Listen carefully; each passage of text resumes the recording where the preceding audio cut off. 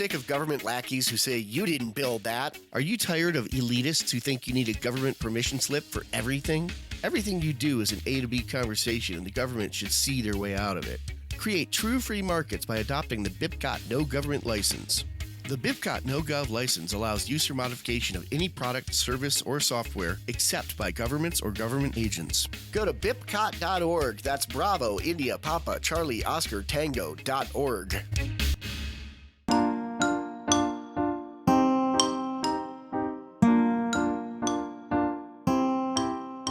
Hello, everybody, and welcome to Peaceful Anarchism on the Voluntary Virtues Network on theseedsofliberty.com and theConsciousResistance.com. So today I have Graham Smith coming in from Nagita, Japan. He is the founder of the Voluntary Japan YouTube channel and Facebook page by the same name. And on Twitter, you can find him at Voluntary Japan. On Steemit, he threw you a curveball. He's at Kafkanarchy. Kafkanarchy. Kafkanarchy. So, yeah, don't look for Voluntary Japan on Steemit. So we're going to talk about his path to voluntarism, why he loves peaceful parenting, because that's why we got in touch. He sent me a video of him talking about peaceful parenting. He has a child, I think, of 3 years old, right? You said? That's right. Right. Yep. And he's been on Steemit quite a bit, so we're going to talk a little bit about that. And anything else you might want to talk about. So Graham, thanks a lot for coming on the show. And thanks for having me on, Milo. I've been watching you for a little while now and super excited to be here, so appreciate it.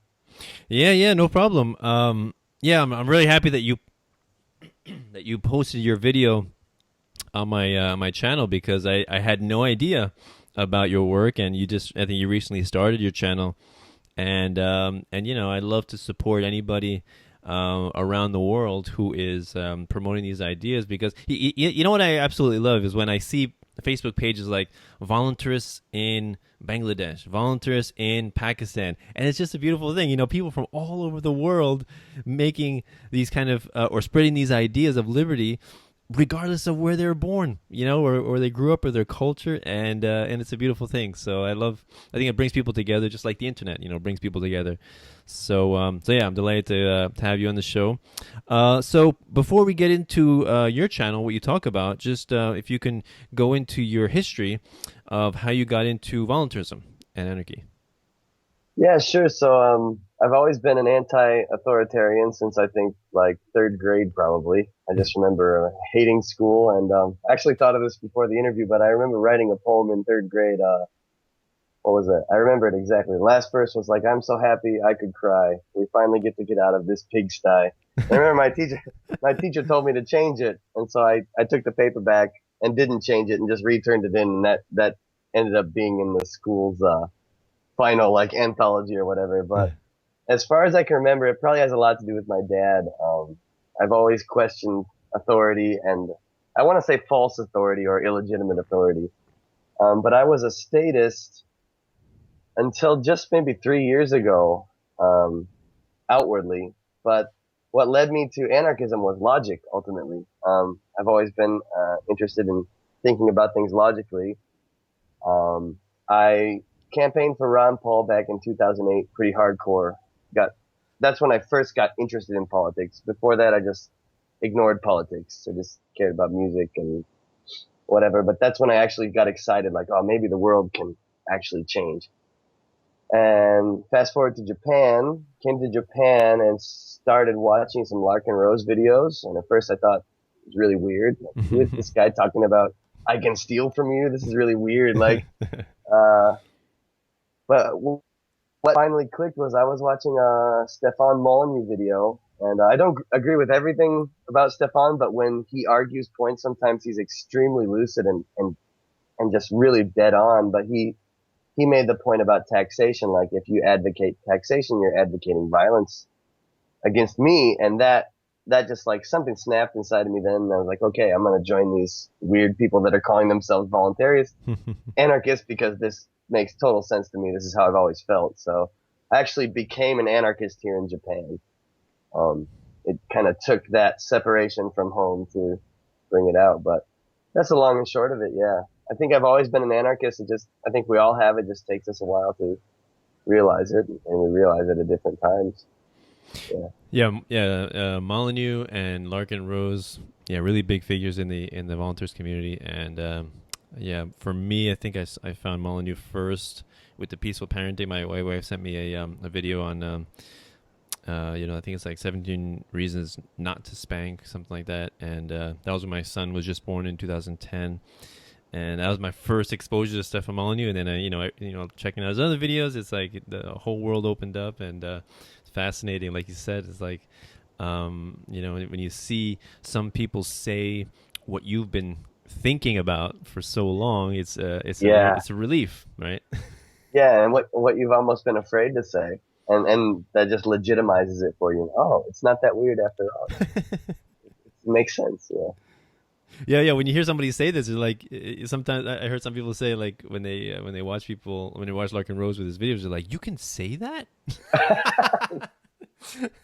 Exactly. Well, that's like when should you shoot a cop? Like when that came out, like I'm like out of all my friends the most open-minded about that stuff, but like I read that title and my programming from the past is just like, what did you title that? Like you watch the video and it's like, yeah, I agree 100% with all of this.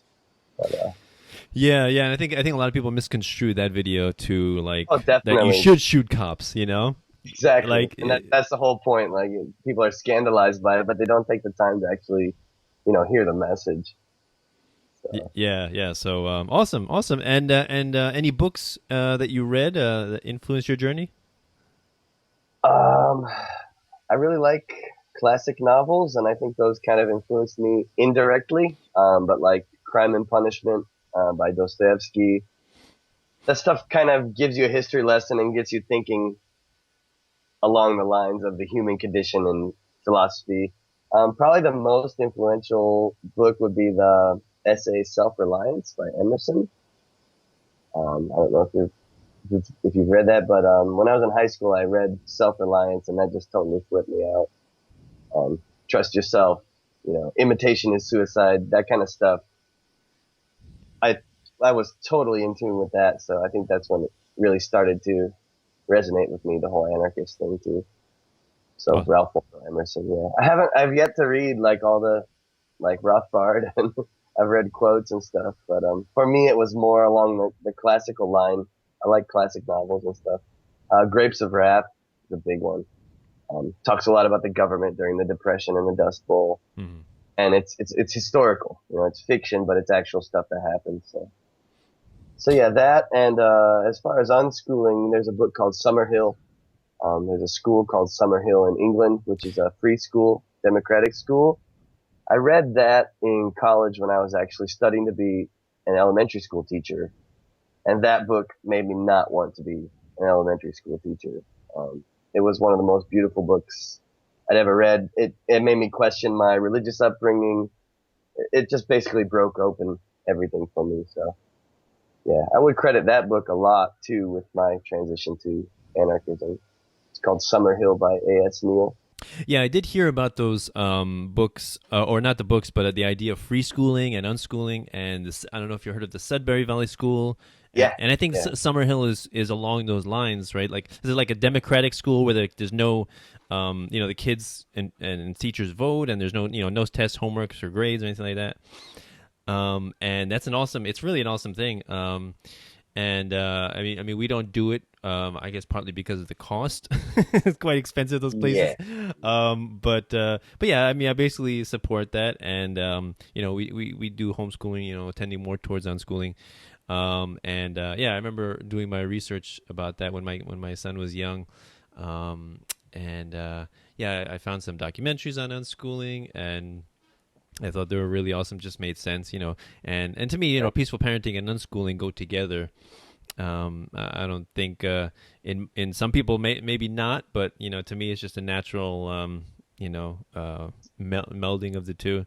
And so yeah, so there was let me think. Is there any book that I read? I know my wife sent me this book. I think it's called Unconditional Parenting by Alfie Kohn. Right? You've read? Alfie Kohn. Yeah, I'm familiar with Kohn. Yeah. So some books like that. but yeah, I really love the idea of homeschooling, and to me, it just makes sense, to have the ability to, guide your child, and be the person to help expose them to the world, rather than have some predetermined bureaucratic formula of useless information.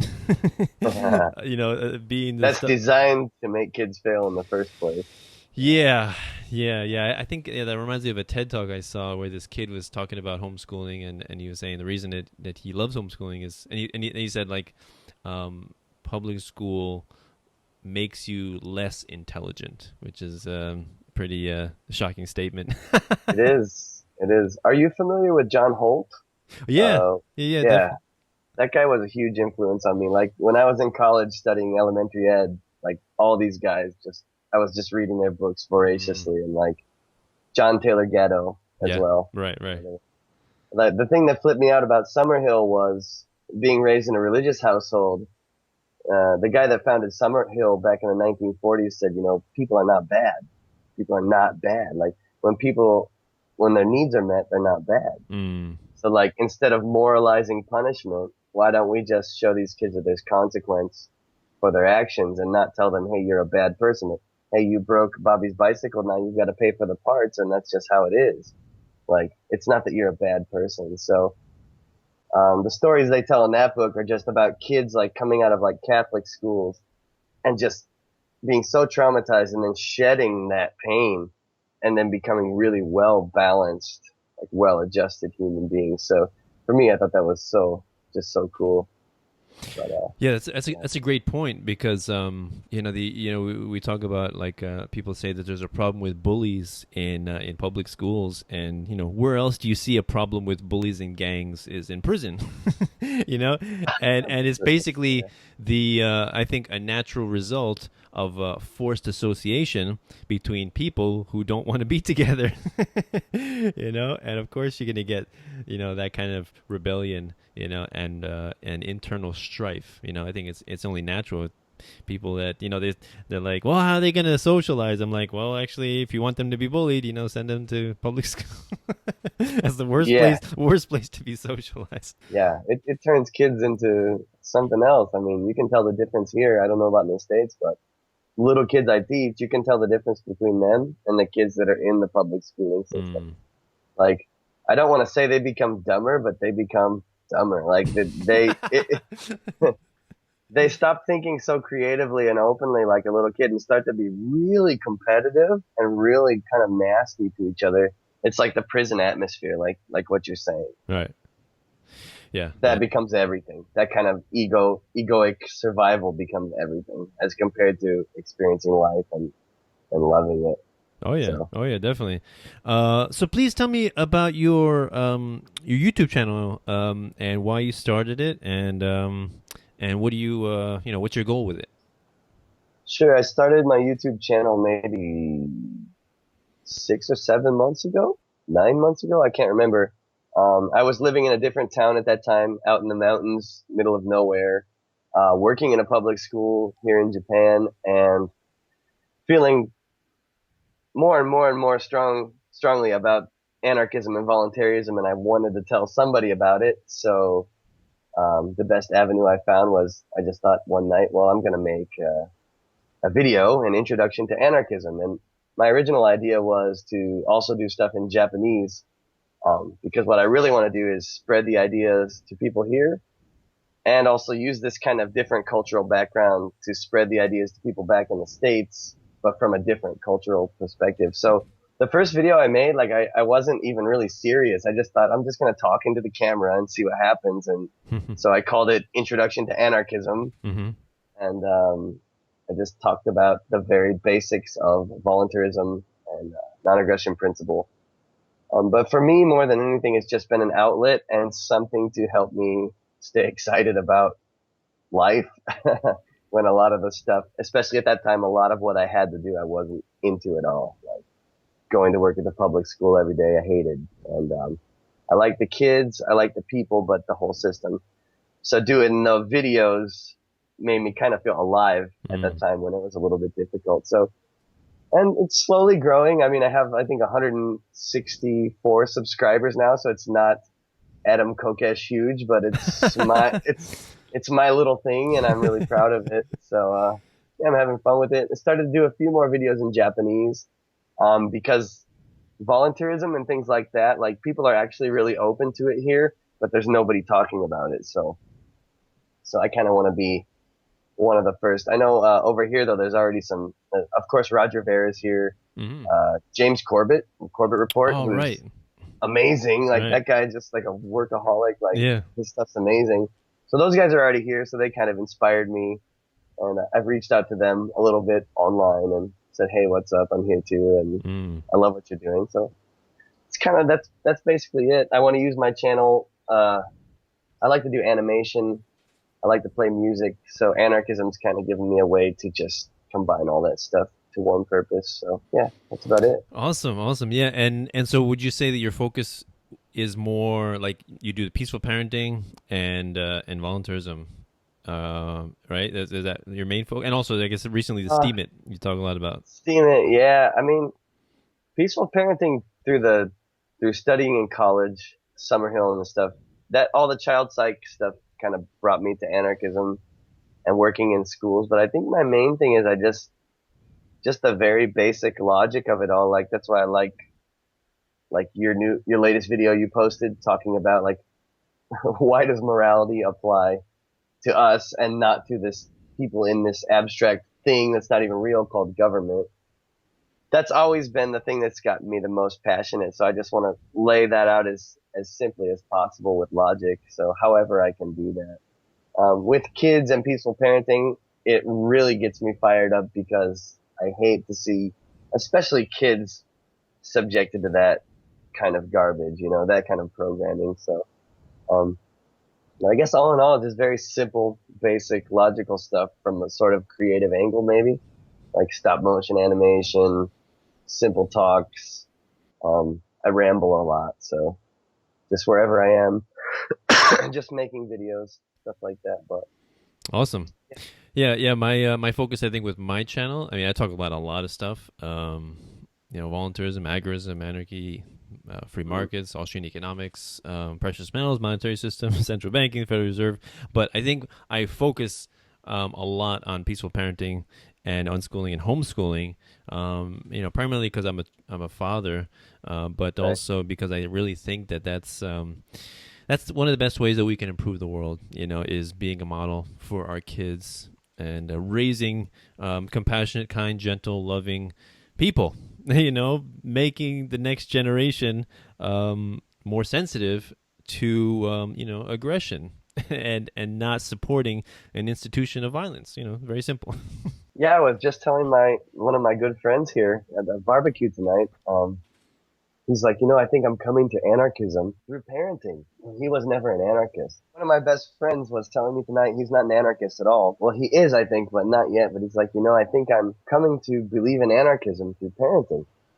Because he's been reading some of the stuff I wrote on Steemit, and I introduced him to other peaceful parenting stuff. And he's like, violence is wrong. I've always thought that, but I've never expanded it outward. And I think what you're saying is so important because I think that might be the single most effective way to end the state is just raising children in a loving home that's Mm. non-violent and Mm. non-aggressive. Because no matter how much you harp at people about logic and stuff, it takes kind of an internal understanding or feeling. If you have a whole generation raised with, hey, I just know it's wrong to coerce other people, it's just going to naturally, there's going to be no way for a state to exist. So, yeah, I would agree. I would agree there. Definitely. Yeah, yeah, and I mean, I think that people come to all these different concepts at different times. You develop, you learn about anarchy, then you learn about voluntarism, then you learn about, the Federal Reserve, agorism, and then peaceful parenting and unschooling. And to me, I mean, it all comes together. It all is related. Yeah. So I really feel that that peaceful parenting and unschooling, and voluntarism and agorism and all that are all related. now, I see that now, but I think a lot of people don't necessarily see that. But I think it's definitely vital because we can talk to adults about these ideas, and that's good, but it's much more difficult to get them to see, because they've already been years and years of thinking a certain way, right? But if you raise children in a different way, to not accept coercion in any fashion, right? It doesn't matter, what they call it, doesn't matter what kind of status they have, what kind of badge they have, right? Then I think we'll see a very different world. Yeah, I agree. I think Larken Rose said something along those lines. He's like, what will change the world is not necessarily convincing everyone through logic, because most people, for better or for worse, are just going to follow everyone else. Mm. So once you have the majority of people just thinking, hey, coercion is wrong, mm-hmm. the other ones are just going to kind of go along, So I thought that was an interesting point. Like, it doesn't say a lot for humanity, but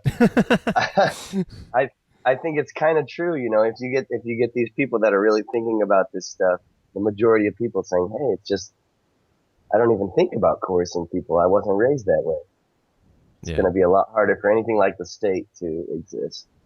Yeah, I mean, most people I think are good intentioned. They don't use, like I said in my video, they don't use violence to solve their problems, or they don't advocate other people use violence to solve their problems, or that a large group of people use violence to solve their problems. But for some reason, when you vote for somebody to do the very same thing, it's all of a sudden acceptable and moral. And how does that disconnect happen? How do you cross that bridge and connect those things? And it doesn't make sense. The idea that you can't delegate a right you don't have. There's certain people that, or I guess most people, did not come to this idea through reason and evidence and logic. And so how can you use reason, evidence, and logic to change their mind or show them a new way? It's absolutely maddening though once you do get it, because it's like, come on, like it's so obvious. Like, come on, stop banging your head against the wall. Just walk out the door with me, Yeah. One of my friends used the analogy of, like, in everyone's mind there's like a man on top of an elephant, right? And the man is the logical, rational side of the brain, and the elephant is the emotional, reptilian brain, limbic system type thing. And sometimes if the man wants to go left but the elephant wants to go right, what can the man really do? Not much. So please, tell me a little bit more about Steemit and why you find it to be one of the best things to happen to voluntarism. Sure, yeah. I've actually gone back and forth with Steemit, from thinking like this is too good to be true to believing it actually is really good. Right now I love Steemit, and I think it's good for volunteering of the content. When the content is incentivized, like for those of you that don't know about Steemit, you get paid to post in a cryptocurrency called Steem. So like, whereas on Facebook you might post something and have people just trolling your post, slinging cuss words around, calling you all sorts of names. Steemit, you don't find that very much, because you're going to ruin your own reputation. Like, I think that's a beautiful thing. Like, even if you disagree, there's no need to just immediately dismiss someone as a person. And people like Sterlin Lujan, like, you're on there. I just find it's the first time I've seen anarcho-capitalists and anarcho-communists talk to each other peacefully as well, which to me, that's like a miracle. That's like hell freezing over. I talked to an ANCOM on there, and it was actually civil, and that just amazed me. So yeah, the main thing for me about Steemit is the same as Bitcoin, which is if people start adopting cryptocurrencies, it's going to take away the state's power to wage war, which for me, that's the main thing that excites me about it. The second main thing would be I've never been paid for writing, but I've been writing all my life. So when I saw that I could actually make money writing, it was almost too good to be true. So I actually recently left my main job, and on the same day I left my main job in August, some anarchists I was already on Steemit, but that was the day Jeff Berwick made like 15 G's on one post or something. Mm-hmm. So I started talking about it. So then I was like, all right, I'm going to really do this. And my first few posts didn't make anything, but I got some advice from Sterlin Lujan. Started digging inside, tried to make a really honest post, and started making a little money. So for me, it's just like I'm super excited about it. One, for how it's subversive to the state, and two, just for the quality of the content. So yeah. How about you? I mean, what are your thoughts on the whole Steemit? Yeah, I was introduced to it by a Facebook friend, this vegan anarchist, Tanisha, and she moved down to Chile a couple months ago, and she told me about it. She was like, you should get on this thing. It's for content creators. It's really awesome. So I'm like, all right. I mean, I didn't really think much of it. I'm like, all right, I'll post some stuff on there. I just post my videos and everything, and I saw people.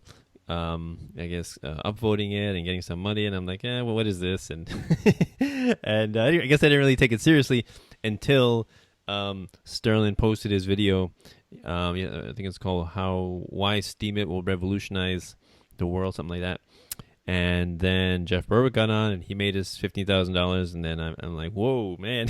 Now everybody's getting it. That's pretty cool. So it's more of an incentive for me to post now. So now I'm doing a little more regularly. I'm not really, hoping to make much money, but I'm just doing it just to spread content and spread ideas. And, if it does make something, that's nice. My wife is a little bit disillusioned with a lot of things that I've done in the past when I'm like, this is going to make some money. So she's like, yeah. So I stopped telling her that. And I'm just doing it. Like I post my content on watchmybit.com. No. It's, it was made by Doug Scribner, he was interviewed by Jeff Berwick on Anarchast, and it's basically the same thing as Netflix, but with Bitcoin. So you can purchase, it's like pay-per-view, these videos or movies or whatever, and you pay with Bitcoin instead of Federal Reserve notes. And so so I got on there, and I'm actually going to interview him too. And so I've been posting my interviews on there for a while. I'm not expecting to make anything, but it's just fun. I'm just supporting his platform and everything. So I post my interviews on various places, to support people. And so, the Steemit thing, I post my stuff there. And, I see, big time players like Roger Ver and Adam Kokesh and Larken Rose and Jeff Berwick, and they're making good amount of money, which is great. I guess I don't have the following they have, but yeah, I'm posting my stuff there, and it's pretty awesome as a cryptocurrency. It's a very interesting learning opportunity for people to learn what is a cryptocurrency and why it's so important to defang the state monopoly on currency. Right. And Right. And what does that mean? Like, what does that mean, a monopoly on currency? And how detrimental is that to the people? Right. And how money used to be. When because everybody only knows when you say money. People think they mean Federal Reserve notes or bank notes. Right. But historically, money was not necessarily that. Right. And it doesn't have to be that. That's the perversion of money. Money is just a transaction, a tool for transacting, moving value from A to B, and so it's just a tool. I tell people it's just a tool, like a computer, like a screwdriver, like a car that improves our lives. And so the tool can never be immoral, but what people use the tool for, of course, can be, or the Right. intent that the person has using the tool can be immoral. And I remember you did a video on about Steemit, like talking about the value, like how does all this value happen? When people are just upvoting, and you get money, like where's this money coming from? Who's funding this? Right. Right. And I think that's what throws a lot of people off is you try to have that conversation. Well, where does your U.S. dollar get value from? Right. Well, it's paper now. There's no gold behind it. And if you want to argue that, even gold is a subjectively valued, precious metal. So it's like, that got me really excited about Steem. It's like, oh, these people are just basically giving the middle finger to other currency and saying we're choosing to use this, and because we say it has value, it does. And I love that. Yeah, it's really a fascinating thing. Yeah, talking about subjective value. You're right. Nothing has inherent value. You're right. Value is given by the people who use it. right? And the amount of people that use it. Larken Rose did a great, I don't know if you follow his rants that he does, daily rants. Sometimes, yeah. Yeah. So he did one on the value of money and where value comes from. And basically the value of things is in how many people use it, right? So he was saying that before, like when VHS came out, there was some other company that was competing with VHS. And the only reason that VHS got big was because I guess it was advertised, but maybe better marketing scheme. People loved it. And it's not necessarily that the thing is actually useful. It's that people believe that it will be useful because the reputation of something is so powerful. Like if somebody were to, make a post or an article saying how horrible VHS is, don't buy it, don't invest your money, and then millions of people believe them, and then millions of people abandon VH. It's gonna destroy the field. So it's a really big confidence game. Just the idea of value, And people like to think gold and silver have value, and no, they don't have intrinsic value. I mean, they can be used for jewelry and different things like that. The value is in people wanting to use it. It's like people use it, and then more people want it, and then more people want it. This is kind of. Yeah, it's like it feeds off itself, right? Like a cycle, right? It's like if you're building a house, and you've got a box full of nails, you've got plenty of nails. They have value to you. When you run out of nails, then any nail you find is going to become extremely valuable. It's like, we experience that all our lives, like little kids playing with rocks. Oh, look, I got this blue rock. You don't have any blue rocks. Oh, everyone wants a blue rock. It's like it's exactly the same as money. Yeah, when I got into all this stuff, I entered in the beginning through the monetary system and learning about the Federal Reserve and precious metals and what's the difference between money and currency. I read the book Creature from Jekyll Island by G. Edward Griffin. Okay. I don't know if have you read that one? I'm familiar with it, but I haven't. That's an awesome one. You definitely got to read that one. You would love it. It goes into the whole history of the Federal Reserve, money and banking, and central banking, and all that, and precious metals, and then I also read Murray Rothbard, What Has Government Done to Our Money? And then the case for the 100% gold dollar. And then also Mike Maloney. Are you familiar with Mike Maloney from goldsilver.com? No, I think through some of your interviews I've heard about him. Yeah. Oh, I talk about him a lot. I know. I talk about him a lot. And he wrote a book called Rich Dad's Guide to Investing in Gold and Silver. And so I read that. Really awesome book. And yeah, so he talks about different cycles in history and why during monetary crises people have flocked to precious metals. And also another thing he says kind of interesting is that wealth is never destroyed, it is merely transferred, right? So wealth is something that's built up, accumulated over time through, people creating different things to improve the lives of those around them. And how that can never really be destroyed. Like, for example, during the Great Depression, right? Why was there so much suffering during the Great Depression? Like, did the factories disappear? Did the cars disappear? Did the, people's clothes disappear? No, all that disappeared was the money, right? So how is it that so many people were suffering if just the money disappeared, but not the actual things, the items, right? So the wealth didn't disappear. It was being transferred, right?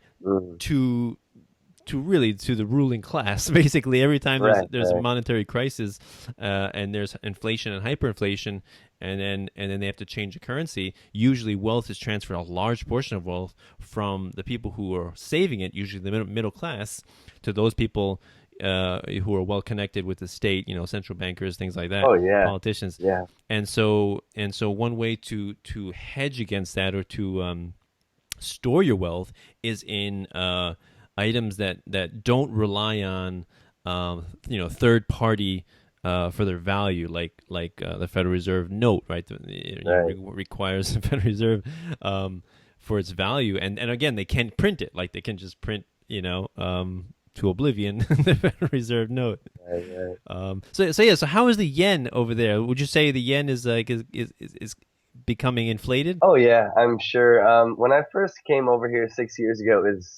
it was much stronger than the dollar. So I think what was it? 100 yen was like 70 cents. So I was like sending money back to the States and making money. Now it's about even. But I actually view the Japanese government as kind of a mini American government, which is basically what it is. The culture over here is totally different. But after World War II, Japan just kind of became America's little servant. So all the same games are played here. In some ways, the government is worse. But the money is basically the same, just fiat paper, you know. So, and I know you had mentioned earlier, like, you said something like maybe Japan's in actually more debt or more inflationary danger now than the U.S. So I wasn't familiar with that, but totally makes sense to me.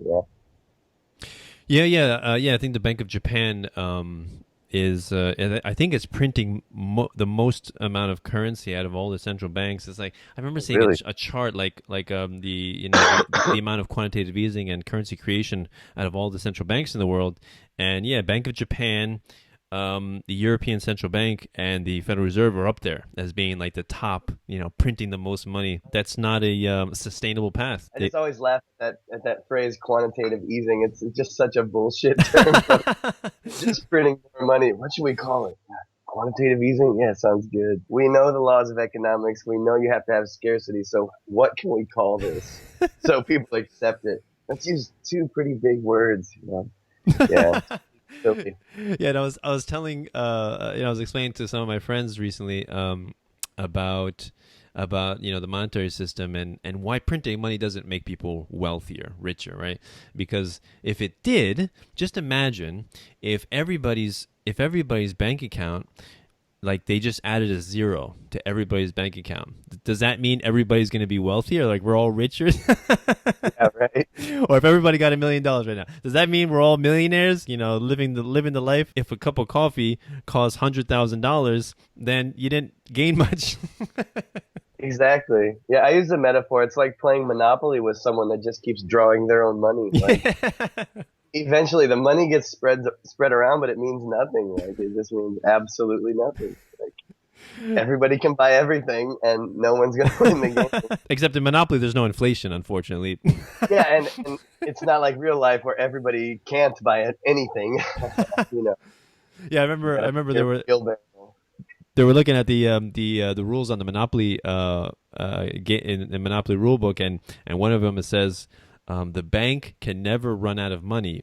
If there's no more paper money in the bank, just get pieces of paper and write it.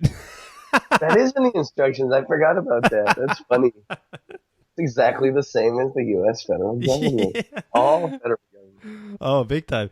And I remember hearing a great anecdote where you have a group of kids and then a group of adults, and then you show each of them a 1 ounce gold coin, $100 bill, or let's say just a $1 bill, and then a $1 Federal Reserve note, and then a $1 Monopoly note, and you ask the adults what is different.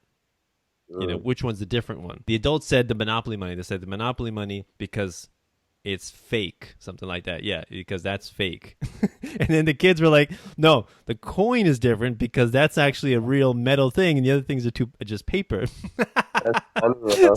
So the kids and the adults, they had a different conception of what's valuable or what's real. Is that funny?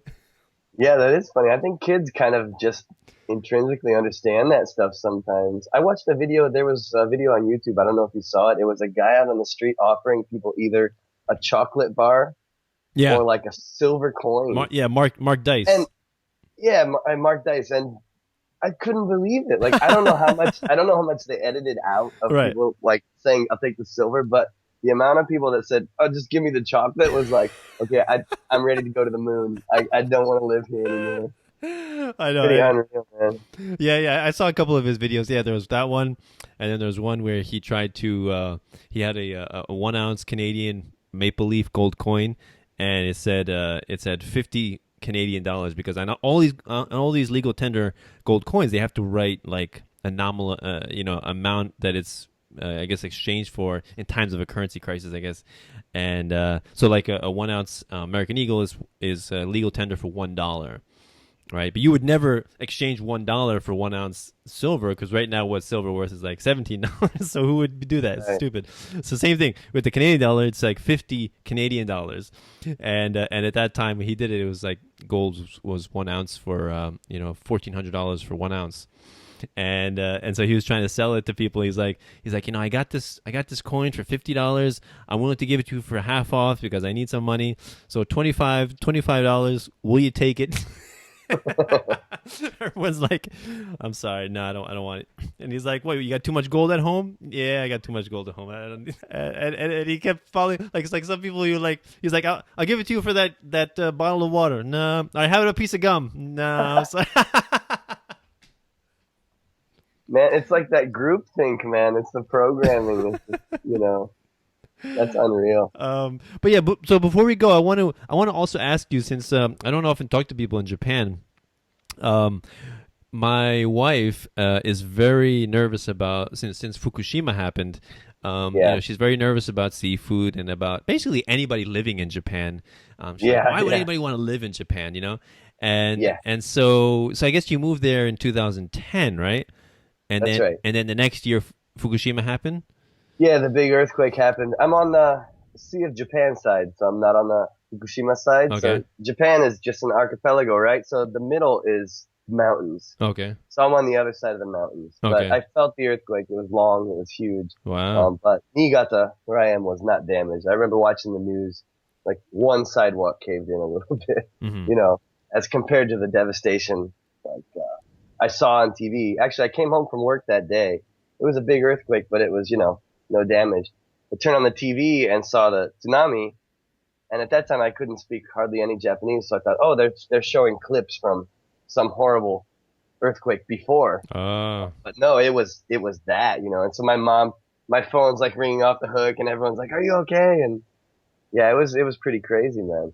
But, about the fish, you see there's a lot of fear mongering, like graphs that are like, kind of going around the internet where it's like bright orange. Yeah.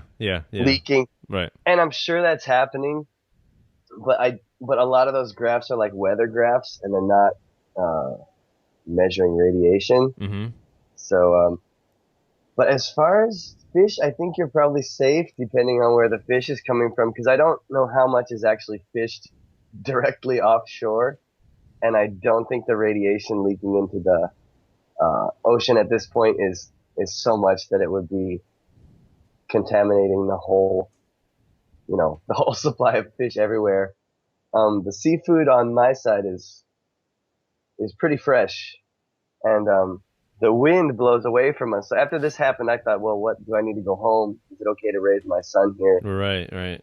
But, like, testing the soil here in Niigata, it's pretty good, and So, but at the end of the day, who knows? I don't know. Is the seafood safe? Right. I don't know. I think it's probably blown a little bit out of proportion on some of these websites, but it's definitely leaking. It's definitely leaking, and it's creepy here because the media, I don't know if you know, in Japan, it's pretty draconian, but you can be put in jail for reporting on things that the government tells you not to. They just put that in effect 2 years ago, maybe 3 years ago. Like, there's a list of things that the major media outlets can't report on. Huh. And if you call what's the company? TEPCO? Whoever's associated with the Fukushima thing, like if you call to make like, right? TEPCO, yeah. Media requests too many times and they tell you, hey, this is off limits, you can be jailed or, have a court date. Like, to give you an idea of how insane it is, I watched a clip of a guy from TEPCO going into the ground zero of the radiation zone with no suit. And they filmed him, and this is like Chernobyl, like, helicopters are crashing over Chernobyl because it's just so radiated. And they're asking this guy, aren't you worried? Aren't you worried you're going to die? And he's like, no, it's safe. Like, that is the Japanese culture, like, stoic. We're fine. Everything is fine. So this guy's out at ground zero with no suit. I think he's dead now. Someone told me, but wow. So that part of it's scary. So to really know what's going on with Fukushima is really hard. But I think if you're eating sushi in the States, you're probably okay. A lot of it's probably caught off the Canadian coast, right? I don't know, but. Yeah. I mean, yeah. See, it's good to hear from people who are living there, and I'm sure that James Corbett did some reporting about that as well. I know Luke Radowski with his We Are Change went down there, did a couple of videos at the Fukushima site, yeah. So. All right, it's because my wife, when that happened, man, she was devastated. She's like, I love sushi and I can never ever have it for the rest of my life. Well, I'll be your guys' test subject because I'm eating sushi like every week. So if I check out anytime soon, you can be sure you should probably avoid it. But I think it's probably okay. You're gonna be our gauge. Yeah, I'll be your gauge. Is Graham still alive? All right, good. All right, wait, is he glowing yet? No. Anarchist superpower. Yeah. Yeah. So yeah, but that's great. That's I mean, it's great to talk to you.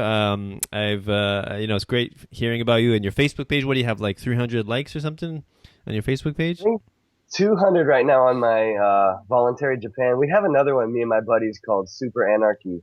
Yeah. Oh. But since I started Voluntary Japan, that one's kind of just floating out there. But I think that one's at like 500 or something likes. But Which one? The Super Anarchy? Super Anarchy, yeah. So you're focusing your efforts where? On which one? Voluntary Japan. Voluntary Japan. Right. Okay. But me and my buddies did that one for like hardcore for like 3 months and built it up. And, Cool. so it's still going. We're still doing it, but right now my focus is on the Voluntary Japan stuff. Yeah.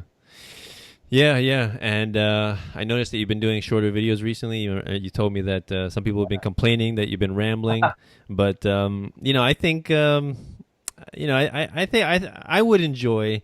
I like your videos where you're talking a little more and you're elaborating on your thought processes and these concepts, and I think that's nice. But that's just me. Like, I appreciate that. Yeah. No, it wasn't really a complaint. It was just one guy. Oh.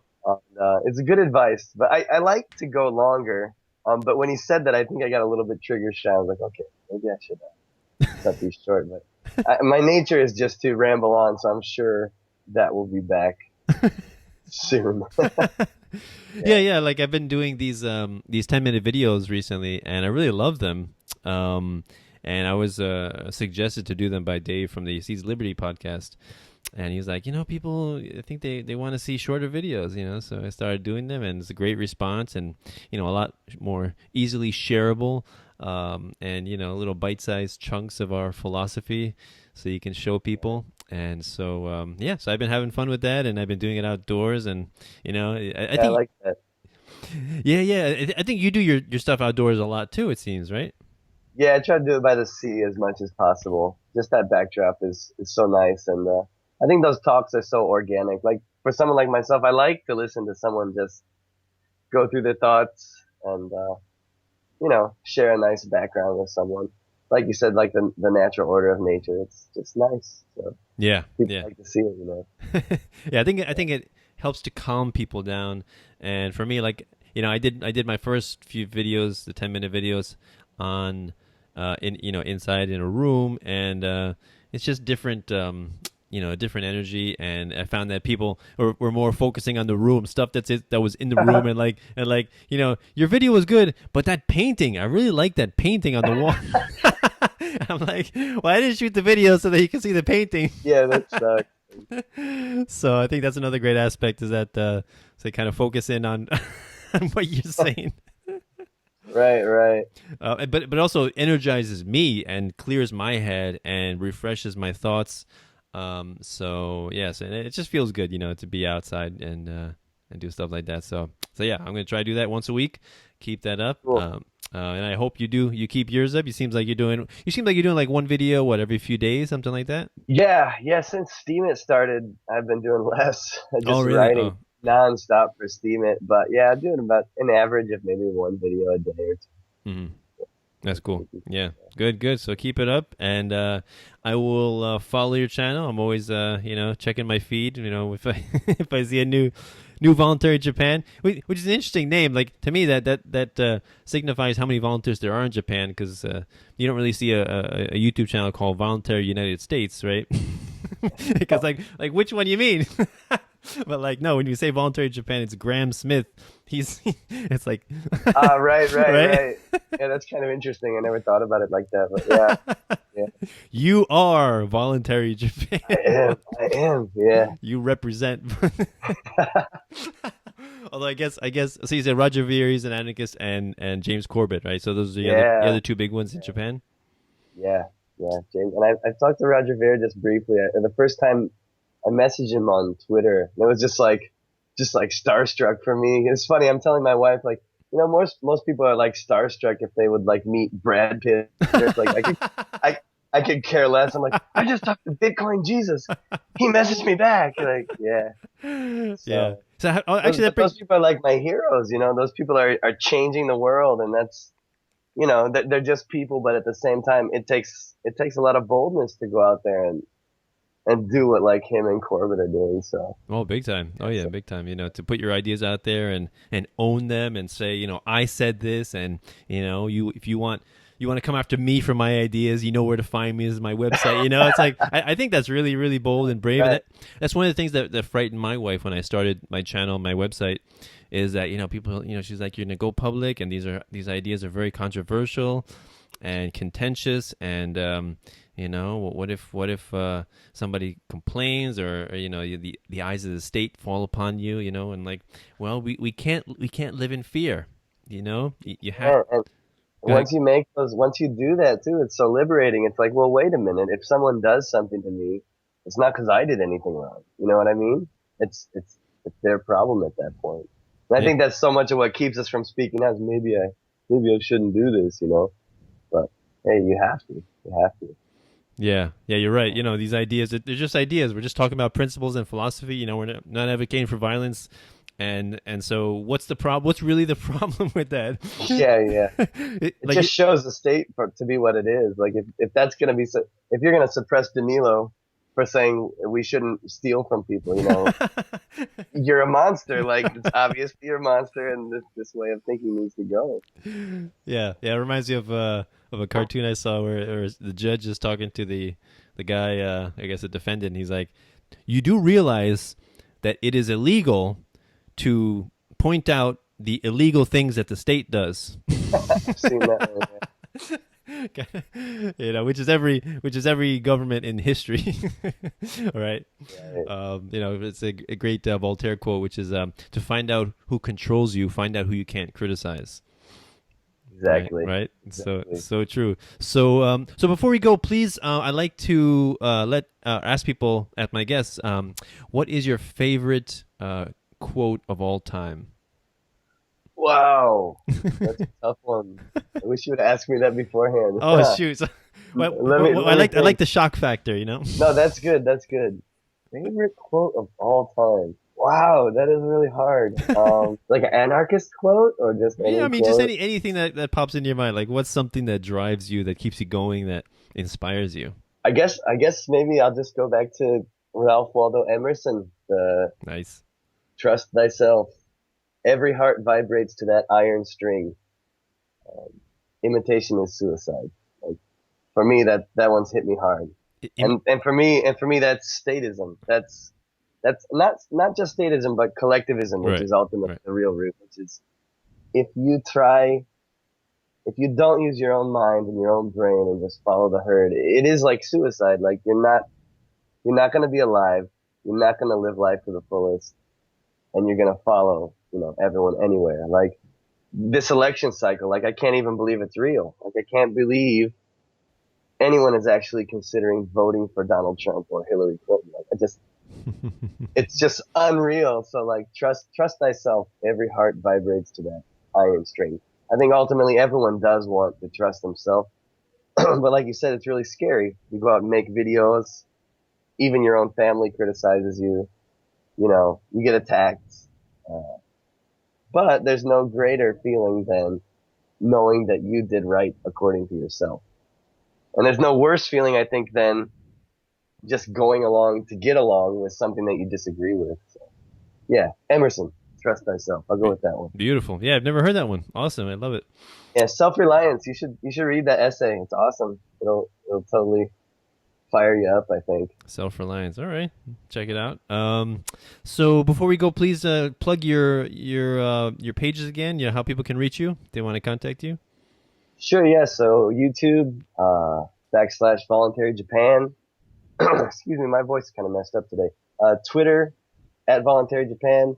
Steemit, Kafka Anarchy. So Kafka Anarchy, but smashed into one word. 84. And All right. Yeah. Message me, whatever. Trying to spread the word here in Japan. and provide a different cultural perspective to people in the West, because anarchy is basically the same everywhere. Everyone's got the same spirit, and so yeah, check me out. Thanks for having me on, man. Beautiful. I really appreciate it. Yeah, no problem. It was a pleasure. Yeah, I just recently, just to close up, I just was watching an interview on Liberty Hangout between Eric July. You familiar with him? Yeah, the backwards. Christian rapper, yeah, and Kyle Wagner, who is a minarchist. So Eric July was with the anarcho-capitalist versus minarchist. It was like a debate. And one thing that Kyle Wagner was saying that kind of got me thinking was, he says he doesn't like the idea that we're all divided. You got the anarchists, or the anarcho-capitalists, you got the voluntarists, you got the agorists and mutualists and primitivists and anarcho-feminists and anarcho-communists and syndicalists and then minarchists. And he's like we should all. He's like, my goal is to bring everybody back to minarchism. He's like, that's my goal. And so he's like, we're a house divided, right? And so we're weak as a result. And I don't see it like that. I think that if we all really had the same message, then that would be a boring world, right? I think the beauty lies in the diversity of messages, right? To me, that is what the free market is everybody contributing their own unique voice, and giving their own flavor of what they think is valuable, and what kind of value they want to contribute to the world. And it's not necessary for all of us to have the same message or advocate for the same thing. We all doing it in our own way. Some people spreading the message through rapping, through writing books, writing articles, through poetry, through YouTube channel, through podcast. Right, so many different ways to spread this message. And I think that's a beautiful thing, so I encourage that kind of thing. And it's great that we can talk, have discussions and discourse and debates, because that's definitely how these ideas can get transmitted and fleshed out so that other people can understand them better, right? So, yeah. So it's just beautiful to see debates like that where it's civil. It was a civil debate. They were, they weren't like hurling ad hominems at each other. So yeah, I was happy to see that. But yeah, just want to add that. I always find it funny, like the minarchists, I'm always like, okay, minarchy on and let me do my own thing. Right. Well, wait a minute. I think, you got to do it our way. I agree with you. But I think anarcho-capitalism allows for basically anything, if people agree they want to be this way or that way. Right. Variety is the spice of life. So. Yeah. And the other thing I tell people is that, when I talk about anarchism, it's not, people get confused in the tangential, rabbit holes of like, how would we feed the poor? How would we, educate? How would we build the roads? How would we protect the weak and feed the hungry? How would we do all this stuff, right? And to me, it's not necessarily about that. That's not the focus. To me, it's just about starting with yourself and living a moral, decent life, and then emulating that for your kids so that your kids can become like that. And so you just live the way that you want the world to live, right? You be the example. And it's not even about all these questions. Those are irrelevant. Those are fictitious. Like, we can go along these hypothetical scenarios all we want, but it's really meaningless, right? Because it really doesn't mean anything. It's fun and all that, but it's really meaningless. Like, to me, it's more about how do you live your day-to-day life? Are you a decent person? Do you treat people with respect? Or do you violate people's consent? Right? That's really what it comes down to. That's what anarchy is to me. So I think people get too caught up in the details. And I'm like, no, ground yourself and start with yourself, and that's it. Yeah, and when you do start with yourself, all that big macrocosmic stuff takes care of itself. Yeah. You don't need to feed people 10,000 miles away. Someone's starving next door. Why don't you bring them a chicken and then yeah, right. Take care of yourself. So beautiful. I love it. Yeah. Awesome conversation, Graham. Thanks a lot for coming on. Cheers, man. Really appreciate it. Yeah. So everyone, please follow his channel, like his Facebook page. He's putting out some good content. Find him on Steemit. He's putting out some great content there as well. And hopefully we can help each other. I always like to say the rising tide raises all boats, right? So when we help one person, we're actually helping ourselves, which kind of sounds selfish, but anyway, it's good. good selfishness. It's awesome. It's awesome. So if anybody wants to help me out, you can do so through Bitcoin, Patreon, or PayPal. Links are below. That's patreon.com/peaceful-anarchism to help me out. $1 a show is all I ask. If you find value in my content, feel free to donate. I love doing this. I love interviewing fascinating people like Graham here, and I want to do more of it. And monetary compensation is always appreciated and encouraged, right? We are capitalists in the end. We respond to incentives as everyone does. Very few people work for free, right? But it's funny that amazingly, a lot of us voluntarists and anarchists, we do this stuff for free. Like you said, you never got paid for your writing. And you don't get paid for your YouTube channel, but you still do it, right? So why do you do it? Because we love it, we're passionate about it, we want to spread a message, right? And that's what it's really about. So, but monetary compensation is always appreciated as well. So awesome conversation. This is Peaceful Anarchism on the Voluntary Virtues Network and theconsciousresistance.com and theseedsofliberty.com. Wishing everyone have a wonderful day. Take care. Bye. Cell 411 is a free app for Android and iOS that replaces government-controlled 911. Cell 411 allows you to preset a group of friends or private organizations to show up in any emergency. Cell 411 is a nightmare for the state because it proves their so-called services aren't needed. Cell 411 has had thousands of installs, and of course it's covered by the BIPCOT no government license. Cell 411 because your friends won't shoot you when you're in trouble. Without the government, who would build the emergency services? You and Cell 411. Get it today at getcell411.com. That's getcell411.com.